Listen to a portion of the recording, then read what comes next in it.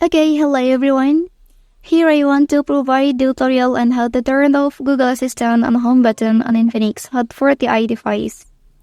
Well, learning how to turn off Google Assistant on the home button of your device can be important if you prefer not to use the assistant or if you find it intrusive.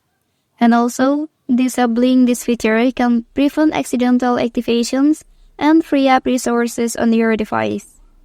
Additionally, it allows you to customize your device's functionality according to your preferences, ensuring a more tailored user experience. So let's go to the tutorial. Okay, firstly open the settings menu on your device. Well, after that, scroll down till you find system option and tap on it. Okay, so in this page, select system navigation and please choose more settings at the bottom of the screen. So next you can turn this toggle off. Well, that's the tutorial on how to turn off Google Assistant on home button on Infinix Hot 40i device.